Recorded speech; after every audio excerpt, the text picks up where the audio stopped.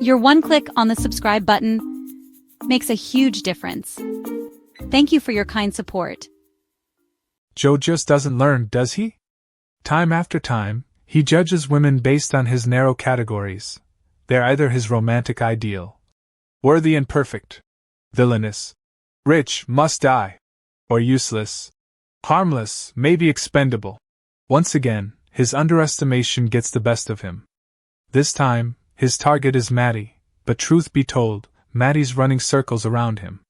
For instance, Joe's usual gaslighting tactic, "You're crazy!" completely backfires when Maddie calls him out as a fucking sociopath, echoing suspicions voiced by Reagan earlier. When Joe tries to get Maddie to spill some dirt about Reagan, she shares her wild backstory instead. She claims she sweet-talked her kidnapper into releasing her, something even the FBI found mind-boggling. Whether that tale is true or not, Maddie uses this inner steel to keep Joe on his toes, even refusing his pathetic sandwich offering. Her words, "Every minute you starve me, I get hotter," coupled with her insulin needs, let Joe know who the real hostage is. Maddie's resilience and wit are a showstopper. Meanwhile, Joe's marriage is on shaky ground. Kate's fed up with his actions, no surprise, considering Joe casually suggests leveraging a child, Gretchen, against her own mother. Horrified by the sheer immorality, Kate shuts Joe down, reminding him, "No more exploiting children." Honestly, Kate might be the only sane person caught in Joe's twisted orbit. Even worse for Joe's ego, Kate decides to handle things herself, leaving Joe to sulk back to his so-called solace, the bookstore. Cue Bronte, the shop's seemingly helpless clerk who's harboring mysteries of her own.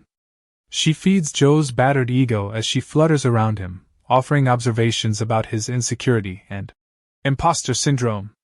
For a guy who's spinning out as a homicidal control freak, Bronte's attention looks like a lifeline, or a trap.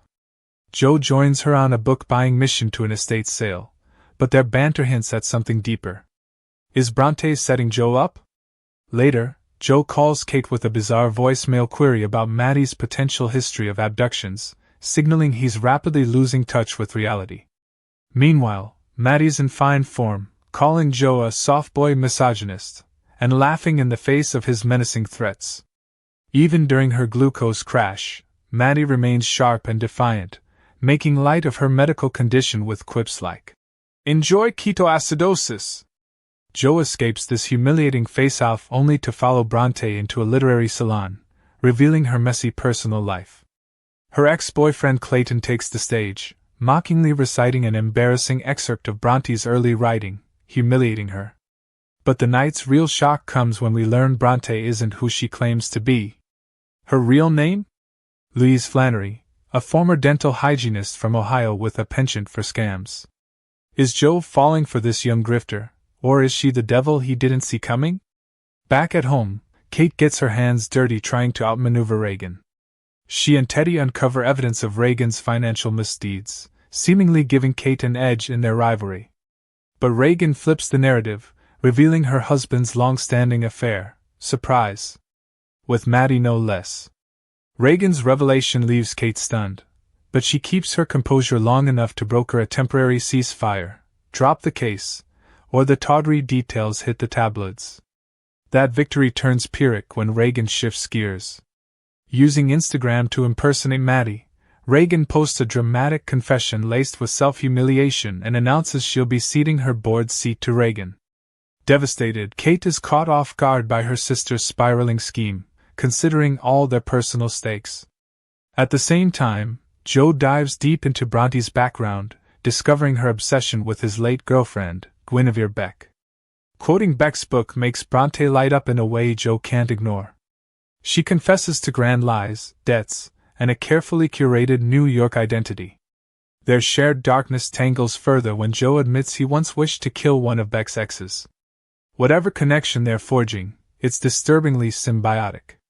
Joe returns to Maddie with a wild idea: swap identities with her sister Reagan to gain leverage. Clearly, Joe's losing his grip on reality.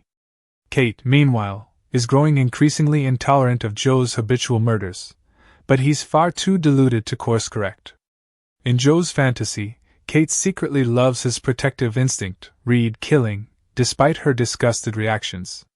With Reagan going rogue and Maddie at the mercy of Joe's schemes, it's a ticking time bomb. Who will survive Joe's twisted game this time?